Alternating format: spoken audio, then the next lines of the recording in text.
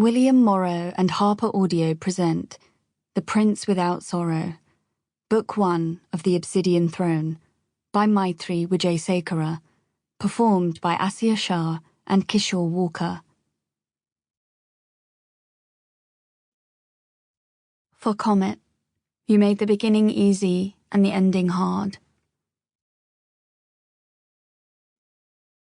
Prologue, Jaya. She had expected her life to end this way, bound, gagged and paralyzed, waiting for the sweet release of death. Such was the fate of all Mayakari, witches, under the reign of Emperor Adil, ruler of the vast Ran Empire. She squeezed her eyes shut, unwilling to turn her head to her side.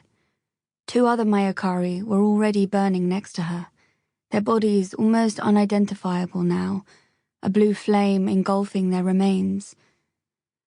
She smelled cooking flesh and tamped down nausea that came raging up her throat like a river snake through a stream. At least they had only caught 3. She prayed to the spirits that her niece had escaped the village with her life. It was better to die old than young, and they needed the next generation of witches to live. "Open your eyes, Mayakari." A deep, rough voice stirred her out of her fervent prayers. A man stood before her, tall and muscular, carrying a long sword, a golden circlet decorating his head. Emperor Adil. She was surprised that he was here in person, visiting a small, insignificant town like theirs. But then she remembered why soldiers were here in the first place, the extensive mines to their villages east, its iron ore crumbling upon touch, unable to be used and sent to the capital to make steel. It sounded as if Mayakari magic had been at play, and it rarely was. She could almost sense his loathing, a seething darkness in him, as if the sheer hatred of her and her kind coursed like wildfire through his veins. "Don't be a coward," he drawled. "I want you to gaze upon the world as you burn." She did not want to give him this. She didn't want to give him anything at all. Yet she opened her eyes and found herself staring into his as they gleamed. He was gleeful, triumphant in the face of all this death. She wanted to curse him, to use her abilities to gift misery to the Ran Empire's ruler, but she could not. It was not the Mayakari way. They were women who used their power to maintain peace, not sow seeds of destruction. It was their code, a mark of their livelihood. Their ability to speak to nature spirits, curse the living, and raise the dead were already powers that humans were wary of, and had kept an uneasy balance between fear and respect when it came to the Mayakari. But being blamed for the disastrous 7-day flood over a decade ago had been the tipping point.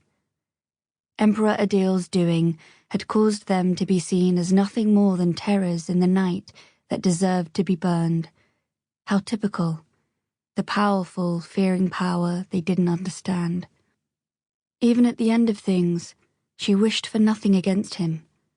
Karma would find him one day. Such was the inevitable, endless cycle of retribution.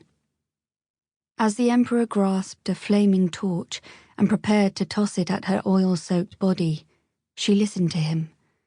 She gazed at the world she lived in, understood the violence with which she would die, and accepted it. Death would be easier than this. She thought of her niece, a little bird in this brutal landscape, and she hoped she would remember, despite everything, the lessons she had given her. That anger solved nothing. That violence hurt those who wielded it as a weapon. "Find peace, little bird," she thought, as the tendrils of flame licked at her toes. "Find peace and let me go." Chapter 1. Ashoka. "Kill it, Ashoka." Hands tingling with nervous anticipation, Prince Ashoka Maurya drew his bow tight. His target, a deer with large, curved antlers, stood a few feet away. Their footsteps had been so quiet that it hadn't yet noticed. Sample complete. Ready to continue?